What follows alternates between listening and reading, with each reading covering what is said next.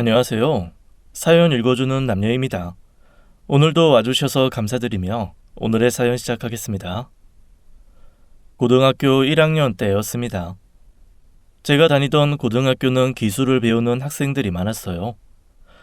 공부보다는 취업을 우선으로 아이들을 교육하는 곳이었죠. 그래서 그런지 좀 대바라지게 일찍 어른이 된 친구들이 많았습니다. 당연히 몰래 술도 마시고 어른인 척 놀기도 하는 게 일반적이었죠. 하지만 저는 세상에서 제일 싫은 게 술이었습니다. 처음에는 제가 착한 척 하느라고 거절한 것이라 생각했던 친구들도 어느 날 제가 울며 털어놓은 얘기를 듣고는 숙연해져서 이해를 해주기 시작했어요. 알코올이 가지고 있는 특유의 알싸하면서도 들쩍지근한 냄새, 그 냄새가 저에게는 공포의 냄새입니다. 아주 어렸을 때부터 집에는 늘 그 알코올 냄새가 가득했습니다. 어른이 되어서 다른 집에 놀러 갔을 때 사실 처음에 좀 당황했어요. 알코올 냄새가 가득 찬 냄새가 아니라 꽃냄새, 음식 냄새, 섬유 유연제 냄새가 더 강한 집을 경험해 본 적이 없었거든요. 깨진 술병에 발을 찢기는 건 일상 다반사였죠. 늘 술에 취해 아무거나 손에 잡히는 대로 던지는 아버지를 피해 너덜너덜한 솜니부를 갑옷처럼 사시살철 두르고 사는 게 제 삶이었습니다. 보호해줄 엄마의 존재는 애시당초 없었습니다. 어린 제 앞에서도 낯선 남자의 목에 팔을 두르고 입을 맞추는 걸 주저하지 않았던 엄마였어요. 그런 엄마가 저를 매섭게 쳐다보며 재수없는 애새끼라는 말을 마지막으로 집을 나갔거든요. 그리고 그날 저는 또 아버지에게 죽지 않을 만큼 맞았습니다. 그게 제 나이 10살 때의 일이에요. 한 칸 부모님 방에서 제가 도망갈 곳은 없었어요. 맞고 또 맞다가 까무룩 기절을 할 때쯤 옆집 할머니가 아버지와 저에게 물을 끼얹는 게 느껴졌습니다. 시끄러워서 살 수가 없네 진짜. 마누라 도망가고 애까지 초상 치를 거야? 술 처먹었으면 그냥 TV저 잠이나 자. 그 말에 발끈하며 덤벼들던 아버지는 물에 젖은 방바닥에 미끄러져 쿵 쓰러졌어요. 그리고는 그대로 기절을 했습니다. 오히려 기절할 듯 말 듯 했던 저는 그 소리에 번쩍 눈을 떴어요. 그 길로 도망을 나왔죠. 그 와중에 무슨 정신이었는지 아버지 주머니에 있던 돈을 싹 들고 뛰어나왔습니다. 그날 이후 집에 들어가지 않았습니다. 들고 나온 돈이 당시 한 5, 60만 원은 되었어요. 도박판에서 매번 잃기만 하던 아버지가 진짜 몇 년에 한 번 돈을 딸 때가 있었는데 그날이 그날이었던 거죠. 나름 마누라랑 자식한테 자랑도 할 겸 거나하게 기분 좋게 취해왔다가 엄마가 살림터로 도망간 집을 보고 완전히 꼭지가 돌았던 겁니다. 저로서는 그나마 돈이라도 손에 쥐고 도망갈 수 있었던 게 다행이라면 다행이었지요. 어린 마음에도 그 돈을 다 쓰기 전에 뭐라도 해야 한다는 생각이 들었습니다. 우선 슈퍼에서 비닐을 얻어 돈을 싸고 또 싸서 배에 꽁꽁 숨겼어요. 나중에는 땀띠가 나고 욕창처럼 상처가 썩어 들어갈 때까지도 그 비닐은 절대 벗지 않았죠. 구걸도 했고 노숙자 어르신들 사이에서 얻어먹기도 했습니다.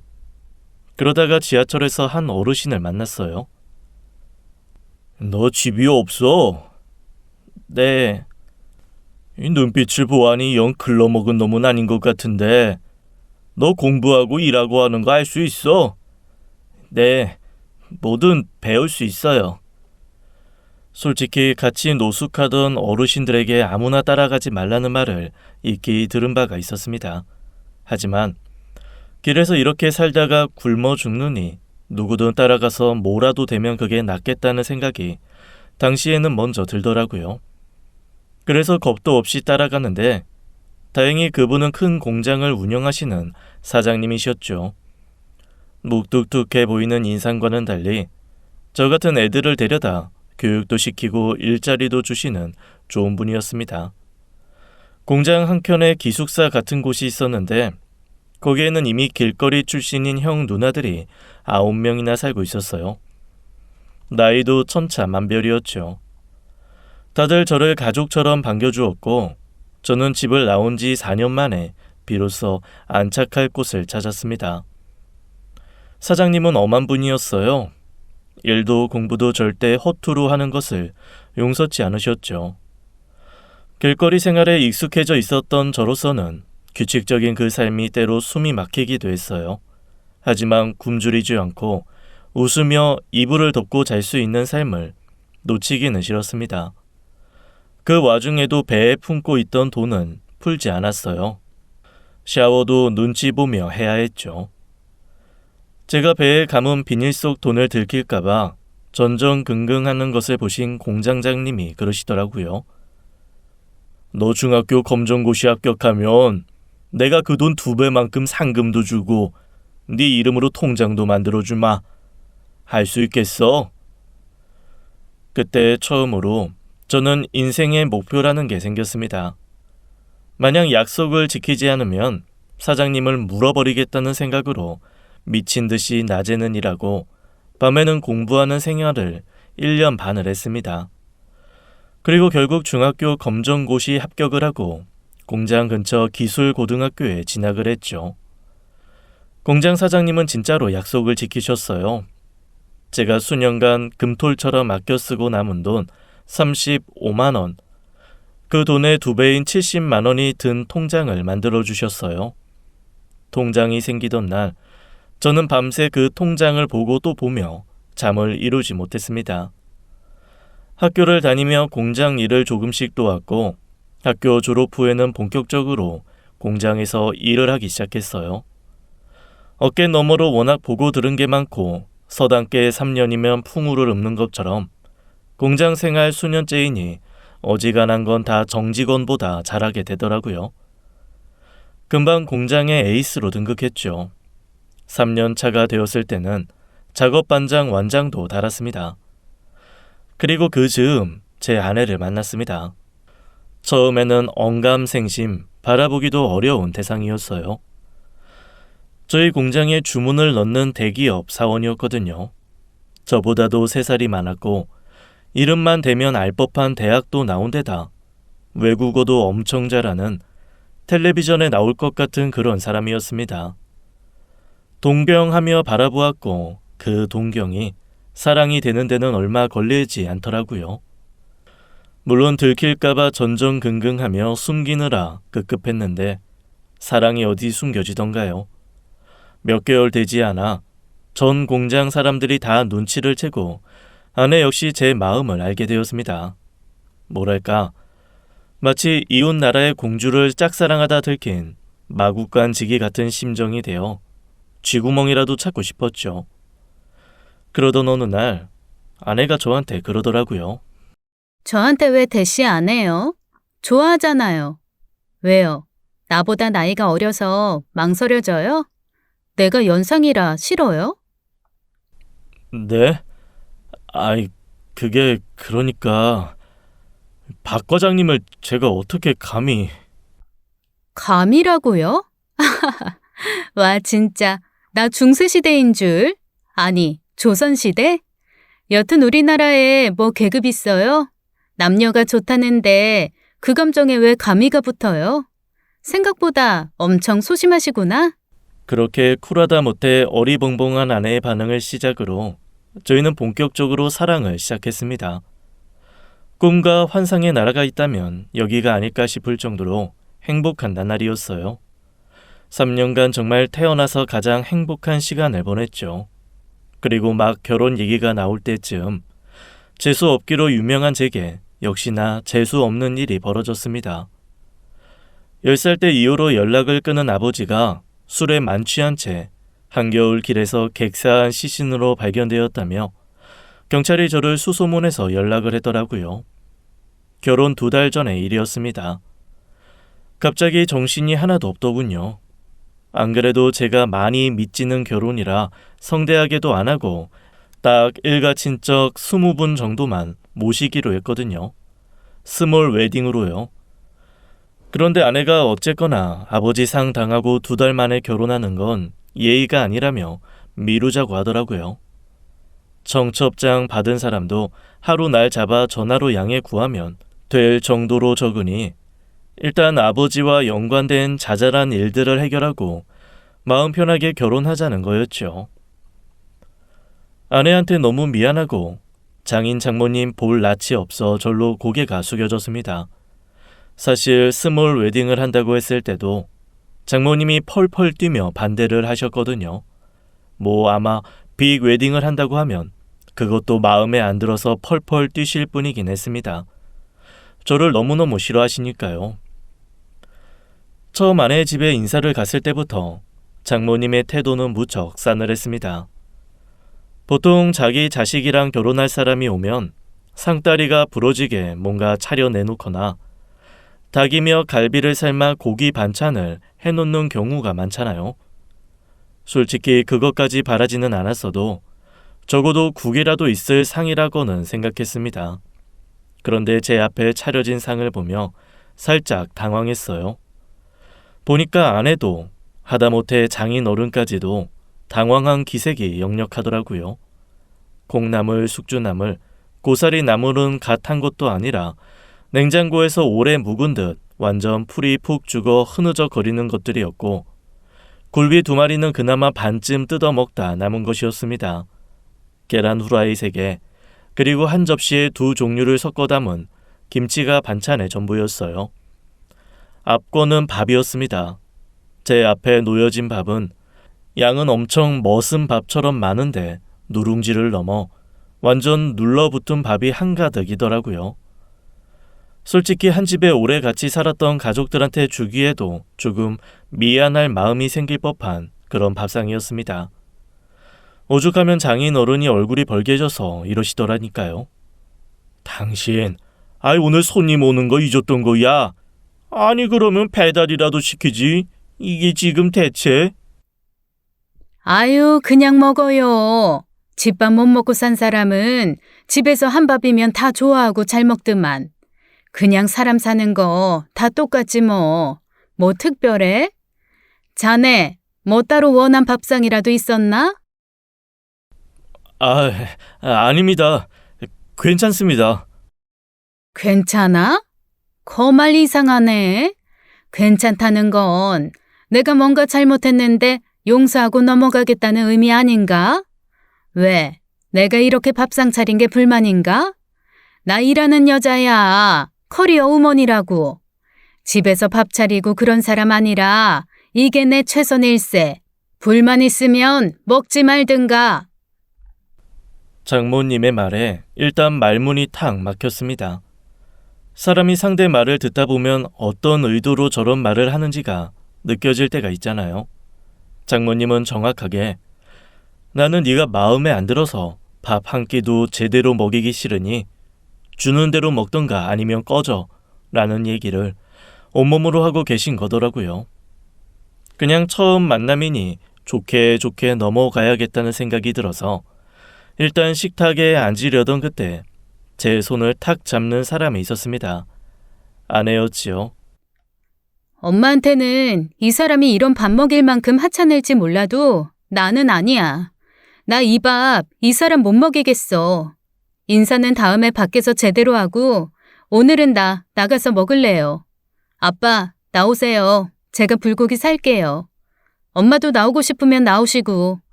저기 자기야, 나 괜찮아. 조용히 해. 내가 안 괜찮아. 아내는 정말 제 손을 잡고 집을 확 나와 버렸습니다. 보아하니 아버님도 몹시 나오고 싶으신 눈치였지만 어머님 서슬에 그냥 집에 계시는 것 같더라고요. 일찍 퇴직한 아버님과는 달리 장모님은 아직 경제 활동을 하신다더군요. 그래서 잡혀 사시는 게 아닐까 싶었습니다. 저를 끌다시피 밖으로 나온 아내는 그 자리에서 바로 자기 동생들에게 전화를 걸었습니다. 아내에게는 여동생 2명이 있는데 아내까지 3명이 아주 기막힌 조합이었어요. 제가 오죽하면 그리스 로마 신화에 나오는 저승의 새 여신 같다고 할 정도로 모아놓으면 기세기가 이루 말할 수가 없었죠. 아래로 2 동생은 모두 일찍 결혼을 해서 남편도 있었어요. 처제나 동서들 모두 아주 좋은 사람들이었죠. 저에 대한 편견 없이 그냥 저라는 사람 자체로 받아들여줬거든요. 자기 엄마가 한 행동을 듣고 두 처제가 달려왔습니다. 자기 남편들을 데려와 얼마나 성을 버럭버럭 내던지요. 자기 엄마 욕을 엄청나게 됐죠. 나중에는 제가 오히려 장모님을 옹호하게 되더라니까요. 형님, 이제 시작이에요. 저 지금 결혼한 지 4년이잖아요. 그런데도 장모님, 아직도 저 보시면 결혼식 날 한복 색깔 당신이 골라주는 옥색 안 입었다고 짜증내세요. 하늘색 입어서 세상 촌스럽다는 얘기 아직까지도 하시면서요. 그냥 이 집 딸들이랑 살기 위해 겪어야 하는 뭐 가시밭길? 뭐 그런 거라고 생각하세요. 그게 속 편해요. 야, 한복은 차라리 낫다니까. 저는요, 회사 들어간 지 4년인데 아직도 대리 달고 있냐고. 주변 사람들 다 과장 달고 부장 달았다고. 아이 완전 무능력한 놈 취급하신다니까요. 아니, 저도 전 직원 20명, 30명인 회사 다니면 과장 부장 달 수 있어요. 그런데 형님 아시죠? 저 다니는 회사 직원 수 10,000명이 넘어요. 아유 진짜. 사람이 참 이상하죠. 마음이 상하고 상처도 받고 그랬었는데 제 처지를 이해하고 공감해주는 사람들이 와서 더 분노하고 위로해주니 어느새 마음이 스르르 풀리더라고요.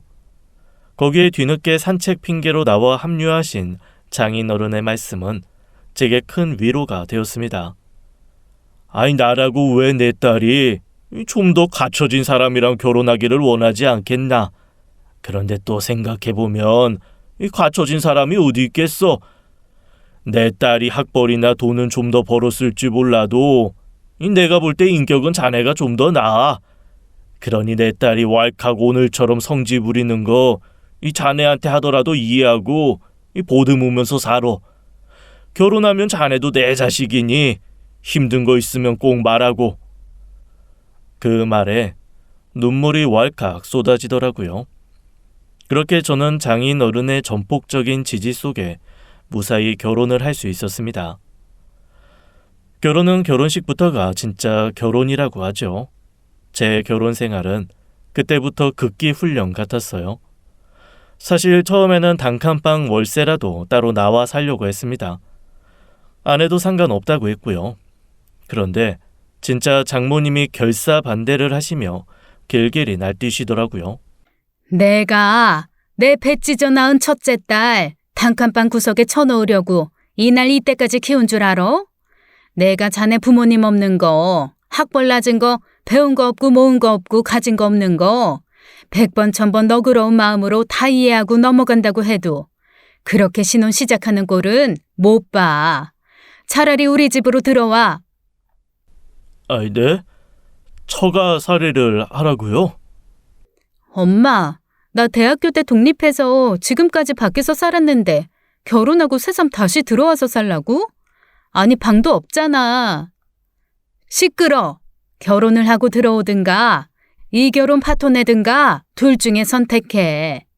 너 학교 다닐 때 쓰던 방, 그 방에 있는 냉장고 2개만 나오면 돼. 거기로 다시 들어가. 그리고 둘이 어떻게든 3억 만들어서 나한테 보여주면 그때 독립 허락할 거니까 그런 줄 알아. 그전엔 절대 안 돼. 하는 수 없었습니다. 한번 미루고 다시 결혼 추진하면서 걸림돌이 없을 거라 생각한 제가 바보였죠. 아내 역시 장모님의 말에 불만을 갖기는 했지만 내심 제가 한 발 물러서 주기를 바라더라고요. 참 이때만큼 기댈 구석 없는 삶이 외롭고 슬펐던 적이 없었던 것 같습니다.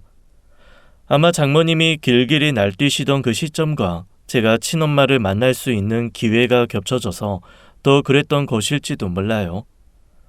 아내와 결혼 준비를 하면서 서로 이런저런 얘기를 할 때였습니다. 제가 돌아가신 아버지에 대한 그리움은 없는데 엄마는 한번 만나서 그때 왜 그랬냐고 묻고 싶다는 얘기를 한 적이 있었어요. 그 말이 걸렸는지 아내가 흥신소를 통해 엄마가 사는 곳을 알아냈더라고요. 연락처를 받고 오래 고민하다가 전화를 했습니다. 그런데 그 통화를 하며 제 마음은 걷잡을 수 없이 무너져 내렸습니다. 나 지금 행복해. 남편도 좋은 사람이고. 이 사람은 내가 결혼했었다는 거 몰라. 너 혹시 나한테 원망 같은 거 하고 싶어서 연락했니? 그런 거면 꿈도 꾸지 마. 나 너한테 잘못한 거 없어. 내가 너 데리고 그 집 나와봤자 우리 둘 다 죽도 밥도 안 됐을 거라고. 네 아빠가 그래도 집 핏줄은 끔찍하게 생각했잖아. 차라리 그놈의 핏줄 타령했던 네 아빠랑 있는 게 나았을 거라고. 술 먹고 한없이 패던 사람인데 무슨 핏줄이요. 그냥 한번 만나고 싶었을 뿐이에요. 지금 와서 무슨? 지금까지 없던 사람인 것처럼 살았는데 앞으로도 없는 사람처럼 살면 되지. 잠깐만, 너 혹시 어디 아프니? 뭐 죽을 병 걸렸거나 그런 거야? 무슨 말이에요? 아니, 멀쩡히 잘 살던 애가 갑자기 날 찾으니까 혹시 시한부나 뭐 그런 건가 해서. 아무래도 네 핏줄은 이제 나밖에 없으니까 뭐 남겨주려고 연락했나 해서 묻는 거지. 제 죽음을 떠올리고 유산을 기대하는 엄마라니요. 조심스레 묻는 목소리에 설렘마저 묻어나는 게 느껴져 헛웃음이 터져 나왔습니다. 재산은커녕 오히려 돈이 없어 결혼을 못하고 있다는 말을 하자 말없이 전화가 뚝 끊겼습니다. 다시 건이 받지 않더라고요. 이후에도 몇 번 걸었지만 차단한 듯 신호가 가다가 끊어지더군요. 제가 돈 달라고 할까봐 완전히 끊어낸 거였어요. 이 사실을 알고 장모님은 어이없어 하며 빈정거렸습니다. 자식 결혼시키기 전에 그 집 부모를 보라는 말이 있는데 자네도 자네 엄마처럼 피도 눈물도 없는 거 아닌가? 자네 엄마 하는 꼴을 보고도 내가 이 결혼을 시켜야 된다니 내가 억장이 무너지네. 장모님께 이런 말 듣는 건 일상다반사라 별로 상처도 안 되더라고요. 오직 장인 어른만 저를 보듬어 주셨어요. 낳았다고 다 부모인 게 아니라고 위로해 주셨죠. 아마 장인 어른이 없었으면 엄마가 또 한 번 저를 끊어낸 순간도 장모님이 사사건건 괴롭히며 힘들게 한 처가살이도 못 견뎠을 겁니다. 엄마가 결혼식장에 와 주었으면 좋겠다는 마음으로 시작한 엄마 찾기는 상처로 끝이 났어요. 장모님은 끊임없이 제 상처에 소금을 뿌리며 덧나게 하는 말과 행동을 하셨고요. 밖에서 버는 쥐꼬리만한 돈으로 유세 떨 생각 말고 집에 오면 째깍째깍 집안일 하게. 내 집 사는 월세 비용 내가 자네 인건비로 퉁치는 것도 진짜 크게 봐주는 거야. 그런 말을 하면서 장모님은 저를 무슨 하인 부리듯 부리셨습니다. 제가 어디에 앉아 있는 꼴을 못 보시더라고요. 쉬는 날도 쉬는 날이 아니었어요. 장모님의 아는 분의 집에 하다못해 하수구가 막혔다고 해도 저보고 가서 뚫어주고 오라고 하셨으니까요. 아내와 장인 어른이 장모님과 싸우고 화를 내고 막아줘도 그때뿐이었습니다. 오히려 그 둘이 장모님과 싸우고 나면 저한테 복수라도 하듯 더 야몰차게 구셨거든요. 밥을 많이 먹으면 하는 것 없이 식충이 짓 한다고 뭐라 하시고 적게 먹으면 가진 것 없이 자존심으로 배만 불려서 저 따위로 한다고 또 욕을 하셨습니다. 저는 처갓집에서 화장실 한 번을 편하게 쓸 수 없었어요.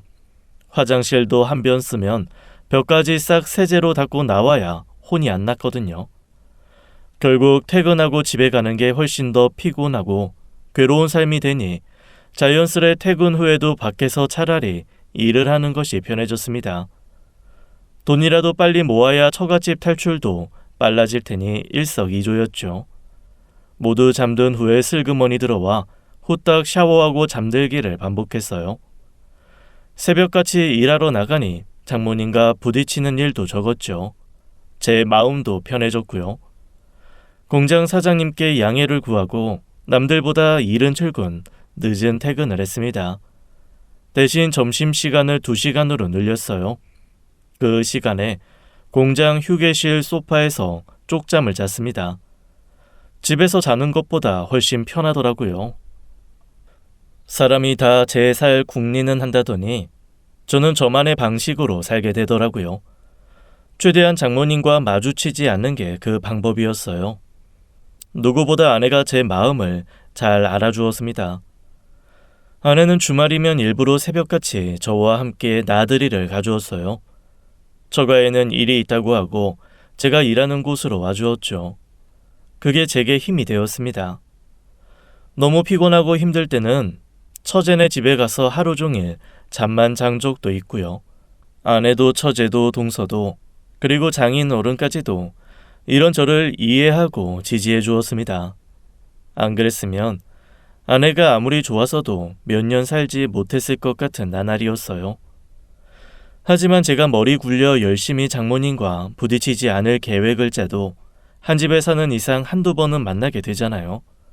그런데 희한하게도 장모님을 만난 시간과 장소는 집이 아닌 바뀐 경우가 훨씬 더 많았습니다. 제가 나름 쪼개서 일을 하고 돈을 버느라 저녁마다 대리 운전을 했어요. 하루에 딱 2개씩만 콜 받아서 하고 집으로 들어오곤 했죠. 처음에 대리를 한다고 했을 때 아내가 정해준 원칙이었어요. 당신이 왜 그렇게 돈을 벌려고 하는지 누구보다 내가 잘 아는데 알지? 건강 잃고 돈 생기면 아무 소용 없는 거. 그러니까 아무리 큰 금액이라도 대리는 하루에 2개만 해. 눈 오고 비 올 때는 1개만 하고. 그 약속 지켜주면 당신이 퇴근 후에 대리 뛰는 거 나 아무 말도 안 할게. 대신 나도 퇴근하고 4시간은 파트타임 아르바이트 할 거야. 당신이 밖에서 애쓰는데 나만 집에 와서 쉬는 거 싫어. 불공평해. 에이, 나 때문에 굳이 그럴 필요 없어. 당신 마음 불편할까봐 내가 말은 안 했는데 퇴근 후에 다시 일하려고 하는 게 꼭 돈 때문은 아니라서. 알아. 우리 엄마 때문인 거. 그래서 더 나도 집에 들어와 쉬고 싶지 않다는 거야. 당신 불편하게 하는 것처럼 나도 불편하게 하거든. 그러니 내가 집에 가서 쉬는 걸 원하면 당신도 대리 그만두고 그냥 집에 와서 나랑 같이 있어. 어쨌거나 당신 일하는 동안에는 나도 일할 거야. 그렇게 말하는 아내한테 제가 뭐라고 하겠습니까? 오히려 제가 쉬어야 아내도 쉰다는 생각을 하니 매일 뛰려던 대리를 2, 3일에 한 번 하게 되더라고요. 그리고 눈이나 비가 많이 오는 날은 콜을 받지 않는 식으로 조절했어요. 사실 이렇게 대리 콜을 받지 않고 일찍 집에 들어오면 저녁 내내 장모님과 얼굴 마주할 것이 걱정이 되었습니다. 그런데 생각보다 장모님을 마주할 일이 많지는 않더라고요. 오히려 저희 부부보다 저녁 시간에 집을 비우고 장모님이 나가 계신 경우가 훨씬 더 많았어요. 일주일에 2, 3일은 저녁 먹기 전에 나가서 밤늦게 들어오시니 오히려 장모님 없는 집에서 저와 아내 그리고 장인 어른 셋이 도란도란 저녁을 보낼 수 있었죠. 처음에는 그저 좋다가 나중에는 조금 궁금해지더라고요. 그런데 장모님은 저녁에 어딜 저렇게 나가시는 거야? 운동하시는 것 같지는 않은데 가끔 새벽에 술에 취해 들어오시기도 하고. 몰라 우리도. 엄마가 보험하잖아. 그게 아무래도 사람 응대하는 일이다 보니 스트레스가 많은지 몇 년 전부터 밤에 나가서 드라이브 하고 온다고 그러시더라고. 술 먹고는 대리 부르는 것 같아서 처음엔 나랑 아빠도 뭐라고 했었는데 알지? 우리 엄마 말 안 통하는 사람인 거. 오히려 밖에서 스트레스 좀 풀고 오면 집에서 신경질도 덜 내고 그래서 두고 있는 거지 뭐. 아내는 대수롭지 않게 말했지만 사실 제가 볼 때는 좀 이상한 구석이 많았습니다. 집안일 중에서 특히 쓰레기 분리수거 같은 건 제 몫이거든요. 장인 어른이 저 힘들다고 슬금슬금 산책하실 때마다 눈에 보이는 건 갖다 버리시지만 음식물 쓰레기라던가 제대로 분리해서 버려야 하는 것들은 거의 제가 처리합니다. 그런데 쓰레기 버리러 나갈 때 보면 장모님은 드라이브 하겠다고 집을 나가셨는데 아파트 안쪽 주차장에는 장모님 차가 그대로 주차되어 있는 경우가 많았어요. 분명 나가실 때는 드라이브하고 오겠다며 차 키까지 들고 나가신 분이 차 없이 새벽까지 어디선가 있다가 오시는 거 전 알고 있었습니다. 하지만 그 얘기를 구구절절 해봐야 집안에 분란만 만들 테니 그냥 입 다물고 가만히 있었죠. 더 이상한 건 저한테 먼저 말 걸고 얘기하는 법 없고 마주치면 신경질에 짜증만 내는 장모가 유일하게 저한테 부드러울 때가 바로 그 새벽 귀가라는 거였어요. 몇 번 제가 대리를 멀리까지 뛰고 새벽에 귀가한 적이 있는데 그때 엘리베이터 앞에서 장모님을 마주친 적이 있거든요. 평생 저 부르는 호칭이 저 자식 이 인간이셨던 분이 글쎄 이렇게 저를 부르시더라고요. 아유, 우리 사위님도 늦으셨네. 돈 버느라 고생이 많지? 예? 아닙니다. 고생은요. 고생 맞지 뭘. 나도 일하는 사람인데 내가 그걸 모르겠어? 그러고 보면 자네나 나나 돈 번다고 고생하는 건 똑같네. 안 그런가? 장모님이 고생이 많으시죠. 그래도 말이야. 꿈이 있으면 일도 할 만하지 않나? 자네도 꿈이 있지? 자네 꿈은 뭔가? 저는 제 아내랑 행복하게 사는 게 꿈이죠. 그래? 그거 하나 맘에 드네. 장모님과 대화다운 대화를 나눠본 게 거의 처음이었어요. 참 웃기죠. 장모님이 취했을 때 한 대화가 제일 정상적이었다는 게 말이에요. 저는 장모님께 질문까지 하게 되었어요. 저기 혹시 장모님 꿈은 뭔지 여쭤봐도 될까요? 내 꿈? 그건 비밀. 허허허. 어서 들어가서 좀 쉬게. 잔뜩 취한 장모님이 저 고생하는 것도 알아주시고 부드럽게 말씀해 주시니 되게 어색했어요.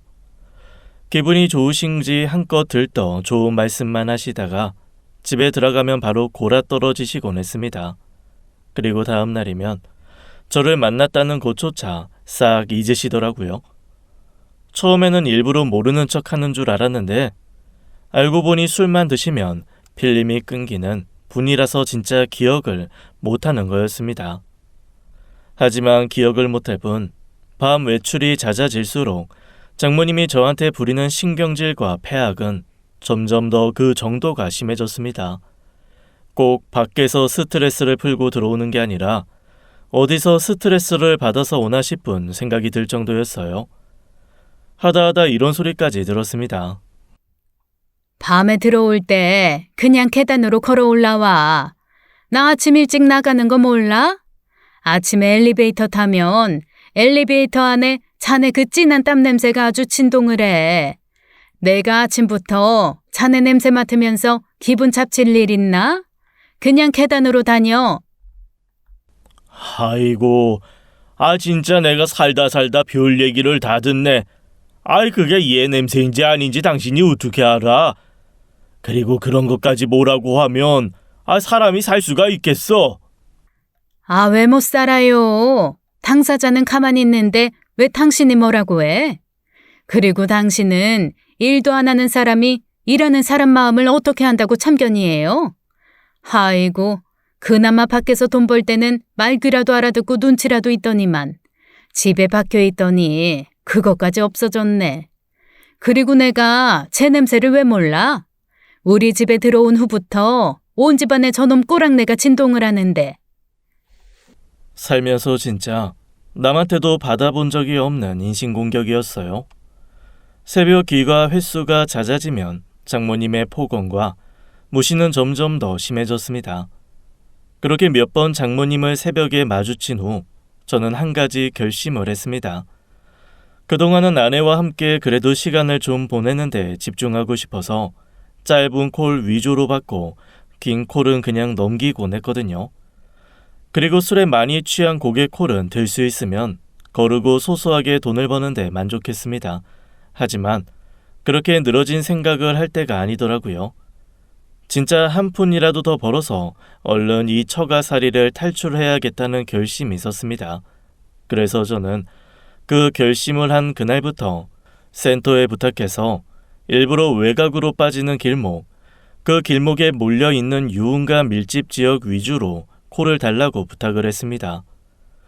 그 동네가 강을 중심으로 위아래 인근 위성 도시까지 길이 다 뚫린 허브 같은 곳이었거든요. 그래서인지 장거리로 가는 콜이 많기로 기사들 사이로 유명했죠.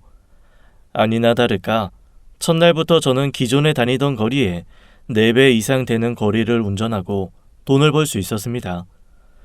몸은 좀 더 피곤하고 시간도 배 이상 소요되기는 했지만 나름 벌이가 쏠쏠하니 괜찮다는 생각이 들더라고요. 그렇게 한 2, 3주 정도 유흥가 밀집 지역에서 집중적으로 콜을 받고 일을 할 때였습니다. 그날도 만취한 남자 손님 하나를 태우고 조심스레 골목으로 빠져나가고 있는데 허라, 분명 장모님이 분명한 사람 하나가 누군가에게 기대듯 걷는 뒷모습이 보이는 겁니다. 저희 장모님 특유의 발걸음이 있거든요. 뭐라고 표현하기는 어려운데 모델처럼 걸으려다 망친 것 같은 기묘한 걸음걸이가 있습니다. 한 번도 그렇게 걷는 사람을 본 적이 없어서 사실 뒷모습만 봐도 장모님인 거 확실했습니다. 하지만 손님이 뒤에 타고 계시고 골목이 좁고 복잡해서 뭔가 돌아보고 확인하기가 어려운 상황이었어요. 그날은 그냥 의심만 가지고 넘어갔죠. 그런데 며칠 뒤 또 그 지역에서 콜을 받고 이동을 하다가 비슷한 곳에서 장모님의 뒷모습을 발견했습니다. 이번에는 마침 손님이 요구하셔서 창문을 열고 가는 중이었던지라 슬쩍 뒤돌아보며 장모님 얼굴도 확인을 할 수 있었고요. 처음 봤을 때와는 다르게 옆에 사람은 없었지만 이미 엄청 취해 있는 모습이었어요. 집에 와서 아내한테 말을 했죠. 그랬더니 아내도 고개를 갸웃하면서 그러더라고요.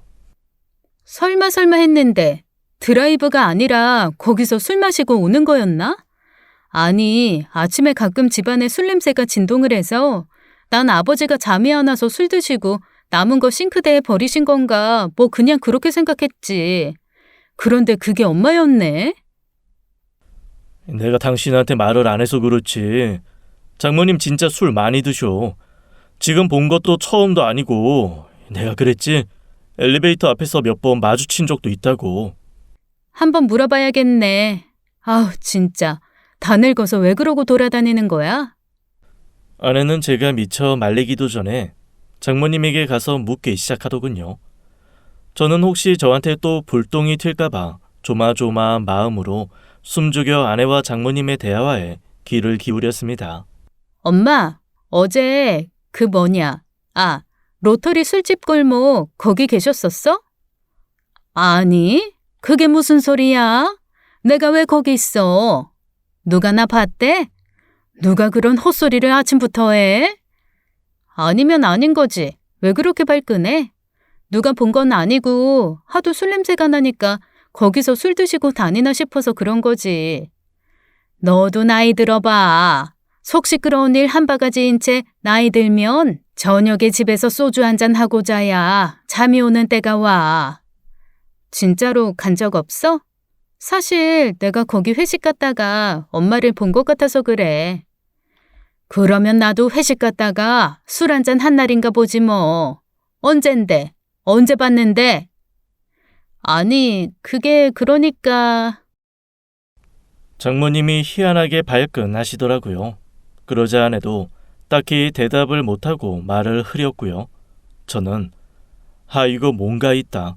앞으로 저 지역 콜 진짜 열심히 한번 받아봐야겠다 하는 생각을 했습니다. 보면 장모님이 뭔가를 숨기고 있는 느낌이었거든요. 하지만 제가 장모님의 일고수 일투족을 관심 있게 볼 정도로 저와 장모님이 친밀한 관계도 아니었고 별로 그러고 싶은 마음도 없었습니다. 그저 빨리 돈 벌어 이 처가살이를 뛰쳐나가고 싶다는 마음뿐이었죠. 유흥가 대리운전은 생각보다 꽤 쏠쏠했어요. 제가 왜 근거리만 콜을 받고 유흥가 쪽은 받지 않는다고 했을 때 선배 기사들이 의아해했는지 이해가 될 정도로 수입 차이는 좀 있더라고요. 그래서 본격적으로 3년만 매달려 보겠다는 말을 아내에게 하고 하루 2번 이상 받지 않으려던 콜을 일단 새벽 2시 언저리까지는 받기 시작했습니다. 물론 쉽지는 않았죠. 특히 술이 머리 꼭대기까지 취한 사람들에게는 인격이나 예의를 기대할 수 없기에 정말 자존심이 상하고 영혼이 너덜거리는 일이 비일비재했습니다. 제 몸에 구토를 하는 손님도 있었고 다짜고짜 자기를 안아달라고 품으로 파고드는 중년 남성들도 있었습니다. 술에 취해 잠이 든 사람들이 세상 제일 예뻐 보일 정도로 진짜 오만군상 다 있더라고요. 어지간한 진상은 그래서 별로 타격감도 없는 경지에 올랐던 어느 날, 저는 아주 충격적인 그리고 너무나 어이가 없는 만취자의 콜을 받았습니다. 어이, 너 대리지? 당장 튀어와. 5분 안에 튀어오면 따따블 준다. 첫 전화부터 기분이 쎄했습니다. 얼마 전 비슷한 농도로 취한 취객 하나가 있었어요. 운전하는 내내 뒷좌석에서 발을 앞으로 내밀어 저를 퍽퍽 치면서 양말 벗기라고 소리를 질렀었죠. 그런데 이날 전화한 사람이 딱 그 사람 느낌이었습니다. 물론 가야 하는 지역이 완전히 달라서 같은 사람 일리는 없겠지만 뭐랄까 짙은 진상의 냄새가 전화기 밖으로까지 퍼졌다고나 할까요? 아니나 다를까 차 앞에 서 있는 남자는 딱 봐도 인상이 참 답이 없었습니다. 좋은 사람이라는 느낌은 0.1%도 없는 얼굴이었어요. 시뻘겋게 술에 달아오른 채 옷을 풀어헤친 그 사람은 담배를 뻑뻑 피워대며 가래침을 땅에 턱턱 뱉고 있었습니다. 제가 다가가자 제대로 얼굴도 보지 않고 제게 휙 열쇠를 던졌어요. 에이씨, 술 다 깼네. 야, 5분 안에 오라니까 그걸 보다. 뒤에 한 명 더 있으니까 조심히 가. 운전 똑바로 해. 알았냐? 부딪혀봐야 좋을 거 없다는 생각에 얌전히 열쇠를 받아들고 차 문을 열었습니다. 얼마나 퍼마신 건지 동승자에게서 나는 술 냄새로 저까지 취할 것 같더라고요. 뒷좌석에 탄 여자는 술 기운을 감당하기 힘들었는지 끙끙거리고 있었어요. 대체 누가 이렇게 퍼마신 거야 하며 돌아보는 순간 저는 얼어붙고 말았습니다. 장모님이 거기 누워 계시더라고요. 제가 당황하며 장모님을 바라보던 그때 제게 차키를 던진 남자가 들어와 장모님 옆에 자리를 잡았습니다. 이 자식아, 아이 뭘 보고 있어? 넌 지금부터 앞만 보고 운전해. 뒤에 신경 썼다가는 오늘 대리비 날릴 줄 알아. 알았어? 그냥 모자 써라. 머리통 왔다 갔다 하면서 눈깔 벌리는 거 보기 싫으니까. 일단 야구 모자를 머리에 뒤집어 썼어요. 남자가 뭐라고 짓거리든지 귀에 잘 들어오지도 않았어요. 일단 운전대를 잡았지만 머릿속이 혼란스러웠습니다. 온갖 생각이 머릿속을 휘감았어요. 그리고 내린 결론은 이거였습니다. 장모님이 납치당했다. 저는 마음이 급해졌어요. 어떻게 대처해야 할지 머리를 굴렸습니다. 마침 도로 표지판에 땡땡 경찰서라는 글자가 눈에 들어오더군요. 경찰서로 가려면 우회전을 해야 했습니다. 우회전을 하려면 차선을 옮겨야 해서 슬쩍 백밀러를 보게 되었죠. 그 순간 저는 또 한 번 경악하고 말았네요. 술에 얼큰하게 취한 장모님이 혀 짧은 소리로 자기야를 부르며 그 남자 얼굴에 침을 도배하기 시작했거든요. 인사불성 중에도 장모님 입은 술에 만취가 덜 된 건지 말은 잘하더라고요. 둘이 나누는 얘기를 들어보니 하루 이틀 된 사이가 아니었습니다. 얼마나 음란하고 지저분한 얘기를 아무렇지도 않게 나누는지 제 귀를 뽑아버리고 싶은 심정이었습니다. 어쨌거나 장모님인데 그 장모님의 은밀한 신체 부위 비밀까지 듣게 될 줄 누가 알았겠어요. 그 얘기를 들었을 땐 저도 모르게 급브레이크를 밟은 뻔했어요. 두 사람이 그동안 뭘 했는지 그리고 지금 뭘 하러 가는 건지 뻔했어요. 두 사람의 대화 수위가 올라가자 모자를 눌러 쓴 머리에서 진땀이 흐르기 시작했네요. 부디 장모님이 저를 못 알아보시기만을 간절히 바라며 운전에만 집중했습니다. 그런데 정말 듣다 도저히 참을 수 없는 말들이 나오더라고요. 바로 장인 어른에 대한 원초적인 험담이었습니다. 난 그 인간이 평생 남자 역할 제대로 하는 걸 한 번도 못 느꼈잖아. 내가 자기 아니면 여자로서 행복한 느낌들 그거. 진짜 하나도 못 누리고 억울하게 세상 떠났을 거야. 내가 자기 만나기 전에 마음은 진짜 내 영혼은 완벽한 처녀였다니까. 우리 귀염둥이. 아니 나 없었으면 처녀 귀신 될 뻔했네. 절대 그렇게 되지 않게. 아유 오늘 딱 응? 완벽하게 내가 도장 팍팍 찍어줘야겠어. 그 뭐냐? 아이 집에서 일하는 것들 도망 못 가게 인두로 도장 찍는 것처럼 내가 불도장을 팍 찍어줄게. 아예 아주 각오를 해. 아우, 몰라. 나 도장 많이 찍어줘. 아주 딱 자기 거라는 거 사방에 소문나게. 아 이미 많이 찍었는데도 더 많이 찍어줘.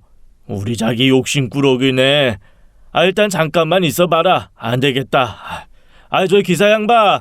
내가 아까 말한 주소 말고 아 왜 그런데 많이 알 거 아니야. 분위기 좋고 사람 별로 없는 그런데 아 글로 갑시다. 내가 따블로 얹어줄게. 어때? 콜. 저는 그 말에 목소리를 변조해서 대답을 했습니다. 제 목소리를 듣고 장모님이 알아채지 못하게요. 다행히 장모님은 제게 관심도 없더니 몸이 잔뜩 달아오른 남자에게 안겨 새근새근 잠까지 들었어요.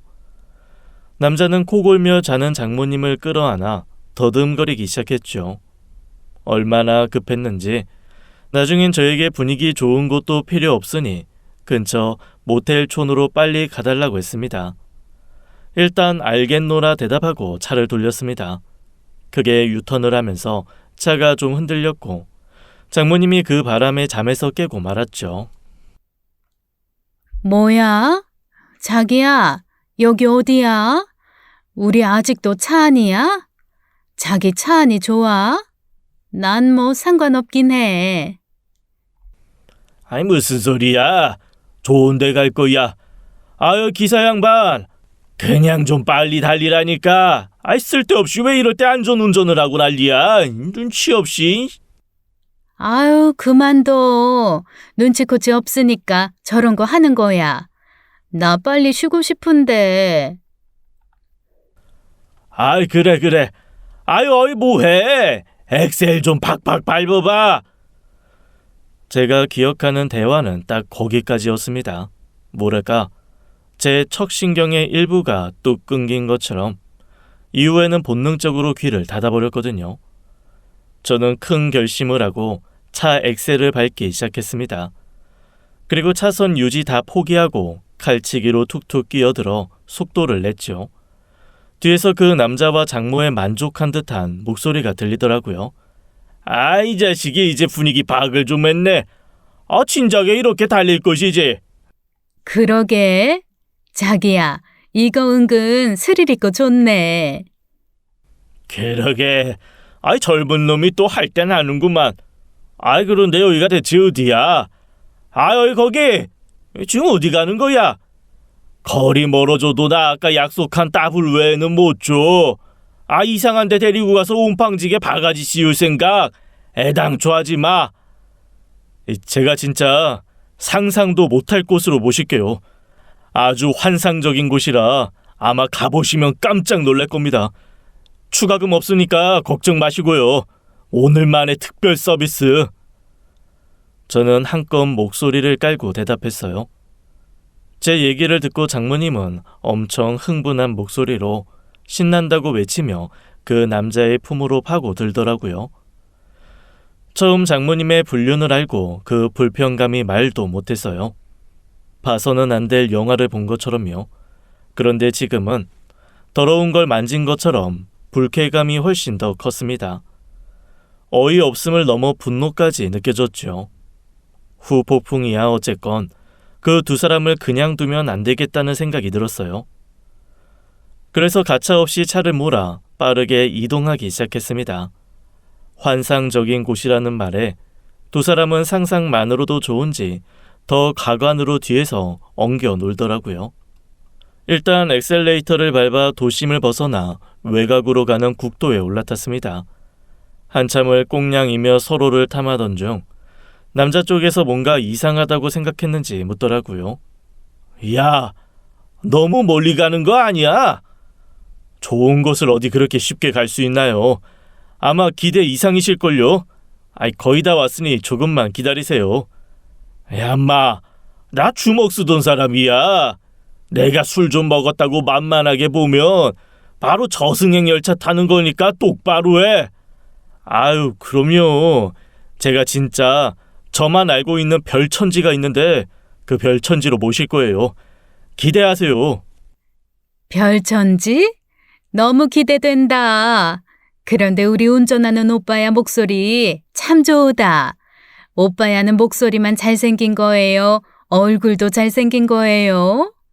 아유, 죄다 가려서 볼 수가 없네. 하하, 지금 날 옆에 두고 다른 남자 기웃거리는 거야? 아주 혼쭐 나려고. 이거 어떻게 혼을 내주지? 그럼 나 몽둥이 찜질로 혼내줘. 그 후로 장모님의 질펀한 대화가 이어졌지만 차마 이곳에 못 적겠네요. 아무튼 장모님이 제 목소리를 알아들었나 싶어 철렁했어요. 하지만 술에 취한 장모는 한 집에 살던 사위도 알아보지 못했죠. 제 귀를 썩게 만드는 장모님의 질 낮은 대화에 연속해서 경악만 하고 있었습니다. 그렇게 20여 분을 더 달리다 드디어 그곳에 도착했어요. 작은 도심숲, 그 사이에 조성된 글램핑장이었습니다. 원래 캠핑장들이 매너타임이라고 해서 10시 정도 되면 조용히 해야 합니다. 하지만 이 글램핑장은 그런 규칙 없이 밤새 놀 수 있는 곳이라 아이들 있는 집에서 많이 가는 곳으로 유명했어요. 새벽 1시, 2시가 될 때까지 불야성인데다 아이들이 뛰어노는 그런 곳이었죠. 제가 딱 차를 그곳에 세웠더니 아니나 다를까 남자가 눈을 부라리고 장모는 술에 덜게 헛소리를 하더라고요. 어머, 불이 막 반짝반짝하네. 진짜 별천지네. 야, 너 이거 뭐야? 지금 내가 사람 없고 은밀한 데로 데리고 가라 했지? 애들 뛰어노는 난장판으로 가라고 했냐? 너 내가 경고했지? 에? 나 술 먹었다고 속일 생각하면 내가 저승행 열차 태운다고. 여기 진짜 좋은 곳이에요. 별천지에 그 몸뚱이 찜질 당하기에도 딱 알맞은 그런 곳이거든요. 뭐? 이 자식이 진짜 사람을 바보로 하나? 역시나 그 남자는 버럭 성을 내며 소리부터 지르기 시작했습니다. 웃음으로 가득 찼던 글램핑장이 남자의 일갈에 순식간에 조용해졌고 사람들이 하나둘 모이기 시작하더라고요. 그런데 그거 아시죠? 이렇게 주먹 믿고 소리 지르는 종류의 사람은 관객들이 모이면 더 기세등등해서 소리도 훨씬 크게 지르고 화도 더 낸다는 걸요. 장모도 똑같은 사람이라 자기 남자가 그러고 있으니 합세하더라고요. 팔짱 딱 끼고 비틀거리면서 감히 내 남자한테 네가 반항이냐고 소리 버럭하던 그때 제가 원하던 소리가 들렸습니다. 엄마? 응? 누군데 나한테 엄마라고? 어머!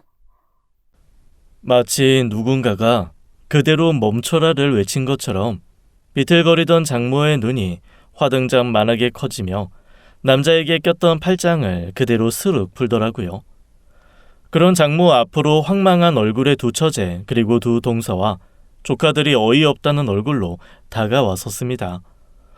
장모는 그 모습을 보고 이게 꿈인지 생시인지 진짜 별천지인 건지 아니면 현실이 아닌 건지 어리벙벙한 모습이었고 마찬가지로 술에 취했던 그 남자는 상황 파악을 위해 두리번거리더라고요. 저는 그 모든 것을 보면서 깊은 한숨을 내쉬었습니다. 처제와 동서들에게는 사실 좀 미안했어요. 몇 달 전부터 예약하기 힘든 이곳을 예약해놓고 저랑 아내에게 계속 같이 가자고 했었거든요. 저희 부부도 참석을 하려고 했지만 아내가 도저히 조정이 불가능한 출장 일정이 잡혔고 아내 없이 혼자 참석해서 노느니 그냥 돈이나 벌죠 싶어 저도 불참했던 차였습니다. 하지만 장모님의 그 꼴을 보니 다른 건 다 그만두고 장인 어른이 불쌍해서 못 참겠더라고요. 그래서 에라 모르겠다 하고 이곳으로 장모님을 데리고 왔던 거죠. 제 아내도 불같은 성격이 있지만 두 처제 진짜 만만치 않거든요. 자기 엄마라고 절대 봐주지 않는 성격들인데 딱 눈앞에서 불륜의 현장, 그것도 엄마의 불륜을 목도했으니 가만 있을 리가 없죠. 세 장매 중 가장 성격이 장군 같은 둘째 처제가 불을 피우다 온 듯 손에 장작을 하나 들고 있었는데 그 장작을 휘두르기 시작했습니다. 아이 나치면 바로 저승행이야. 아, 그러세요? 나도 혼자 가는 건 억울한 사람이니까 그럼 우리 한번 같이 가봅시다. 사람도 아니고 개니까 이렇게 꽐라가 돼서 붙어 다니겠지. 이런 건 내가 약이라고 했어. 우리 아빠가. 그런 둘째 처제를 뜯어말리고 두 처제가 이성 잃고 흥분해서 와락거리는 와중에 장모님은 이리 치리이고 저리 치리며 실제로 맞지는 않았지만 마음에 오만 몽둥이를 다 맞고 말았습니다. 그동안 자기 엄마한테 쌓인 게 많았던 딸들이 아주 단단히 화가 나서 엄마고 뭐고 일단 퍼붓기 시작했거든요. 상상치도 못한 망신스러운 상황에 비로소 정신이 조금 든 장모는 아니나 다를까 저를 원망하며 드자비를 시작했습니다. 이런 식으로 복수하니까 좋냐? 아니, 그리고 내가 실제적으로 바람 피웠다는 증거 있어? 나 그냥 저 사람이랑 술 먹고 같은 방향이라 대리 부른 것 뿐인데 이렇게 나 억울하게 만들어 놓고 뻔뻔하게 그러고 서 있는 거 안 미안해? 그만하시죠. 요즘 블랙박스 녹음 기능 빵빵하고요. 저도 대리기사 하면서 혹 생길 수 있는 분쟁에 대비해서 개인 바디캠도 다 켜놓고 다닙니다. 여기 캠핑장에서 어디 한번 성인 영화 상영 한번 해드려요? 주연작 여기서 공개해요? 처음으로 장모가 제 말에 입을 꾹 다물고 씩씩거리더라고요. 술에 취해 기억이 안 난다 하더라도 자기가 평소 그 남자랑 어떤 말을 하고 어떤 짓을 하는지는 알 테니 짐작되는 바가 있었던 거겠죠.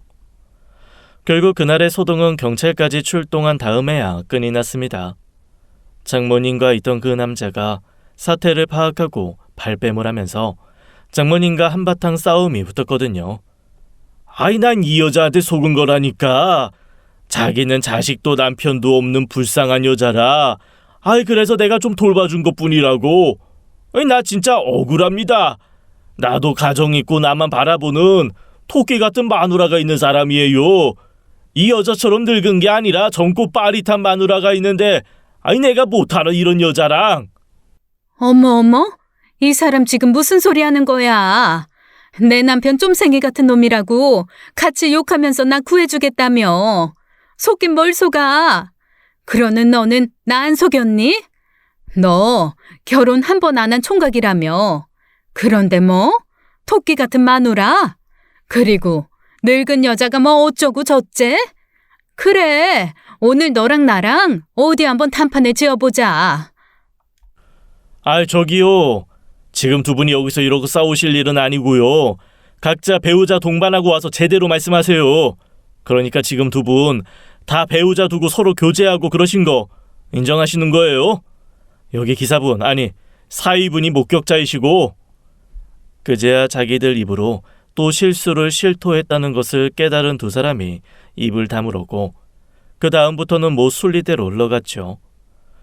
평생을 꾹꾹 참아오신 장인어른이 결국 폭발을 하셨는데 지긋하게 잘 참는 사람이 한번 뒤집어지니 그건 아무도 못 말리겠더라고요. 저는 장인어른이 그렇게 기억력이 좋으신 분인 줄 몰랐습니다. 세상에 10수년 전 벌어졌던 일부터 줄줄이 장모님의 실책을 읊어대며 이것도 용서하고 저것도 용서했다 라고 말씀하시는데 기도 안 막혔습니다. 당신은 지금까지 나 몰래 갔다가 다른 사람 뒤치다꺼리하면서 쓴 돈이 2억이 넘어. 내가 모를 줄 알아? 보험왕 대보겠다고 가입시키고 몇 달 뒤 철회하면 물어내는 돈, 그거 대출받아 해결하고 갯돈 떼이고 투자 사기 당한 거 그런 거. 그래, 내가 우리 다 가족 위해 노력하다 그렇게 된 거라 생각하고 모른 척하고 내 돈 갖다 쓰는 것도 이해를 했다. 그런데 바람을 피워 이 선은 넘지는 말았어야지. 당장 이혼하고 나 철저하게 재산 분할할 거야. 그동안 당신이 축낸 재산들 다 소급 적용할 거고 이 변호사 비용 안 아낄 거니까 어디 한번 당신도 당해봐. 장인 어른의 서슬에 오히려 펄펄 뛰던 자식들은 깨갱하며 아무 말도 할 수가 없었습니다. 자식들이 얕은 분노로 파르르 거렸다면 장인 어른은 깊은 분노로 일렁이는 게 느껴졌거든요. 장모님도 그걸 깨달으신 듯 아무 반박도 못하시더라고요. 결국 장모님은 단카 3방 정도 간신히 얻을 수 있는 돈 정도만 분할받고 이혼을 했습니다. 자식들 그 누구도 자기 엄마를 돌아보지 않았고 외롭고 쓸쓸하게 지방 어디로 가서 자리를 잡으셨다는 소식이 최근 들은 마지막 소식이었죠. 그래도 핏줄이니 시간이 지나면 한 번씩 돌아보기는 하겠지만 제 아내는 아주 단호하게 이렇게 말하더라고요. 나 엄마 없어. 그냥 돌아가셨다고 생각할래. 그게 속 편해. 그렇게 말하는 아내의 표정이 참 씁쓸해서 저도 마음이 좋지 않았습니다. 꼭 제가 이 일을 일어나게 한 장모님 같아서 말이죠. 제 이런 불편한 마음을 아셨는지 어느 날 장인 어른이 저를 부르시더라고요. 잘해놓고도 이 마음이 불편하지. 네, 그냥 다 죄송하네요. 이 자네가 착해서 그래.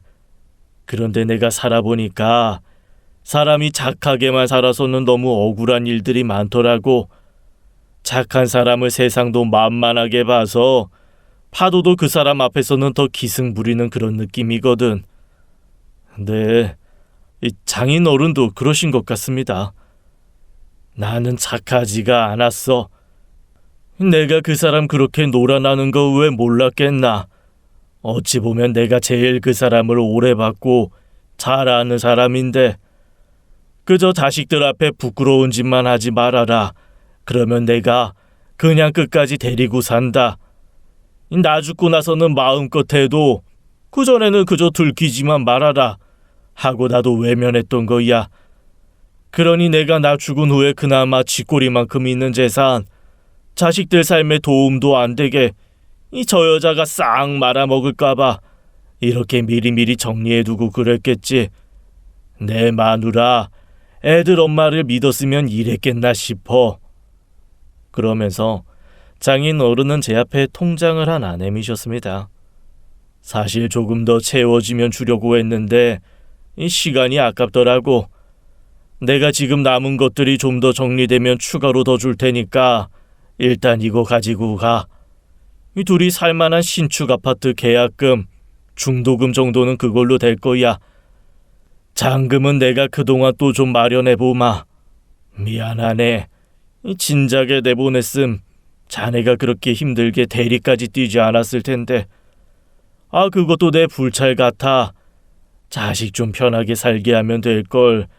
나 좋자고 그냥 끌어안고 싶어 욕심낸 것 같아서. 그렇게 쓸쓸하게 말하는 장인 어른을 보니 울컥하더라고요. 일단 그 자리에서는 돈은 안 주셔도 된다고, 저희 부부가 알아서 할 수 있다고 극구 사양하며 통장만 다시 돌려드렸습니다. 그리고 그날 저녁, 저는 아내와 오랜 시간 깊은 대화를 나눴습니다. 저기, 우리 그냥 분가하지 말고 아버지 모시고 살까? 진짜?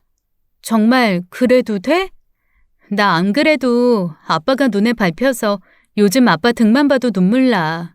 당신이 그렇게 말해주면 나야 너무 고맙지. 나한테 부모님은 장인어른 한 분이잖아. 부모 사랑이 뭔지 알려주신 유일한 분인데 지금부터 그냥 장인어른이 아니고 아버지라 생각하고 살려고. 당신이 며느리에 내가 아들 할 거야.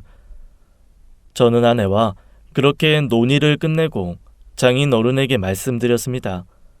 오늘부터 아버지라 부르겠다는 말을 듣고 장인 어른은 이혼할 때도 흘리지 않았던 눈물을 뚝뚝 흘리시더라고요. 제가 그랬거든요. 장인 어른, 아니 아버지, 딸 셋의 아들 하나 다복한 노년 보내실 수 있게 제가 더더 잘할게요. 저 오늘부터 사위 말고 아들 시켜주세요. 제가 평생 모시겠습니다. 그 말에 장인 어른도 눈물 반, 웃음 반 섞인 얼굴로 고개를 끄덕이시더라고요. 그렇게 저는 분가를 포기하고 아버지를 얻었습니다. 앞으로 아버지 돌아가시는 그날까지 행복한 날만 계속되도록 제가 더 잘 알고요. 지금까지 사연 읽어주는 남녀였습니다. 끝까지 함께 해주신 여러분 감사드리며 저희는 다음 사연으로 돌아올게요. 감사합니다.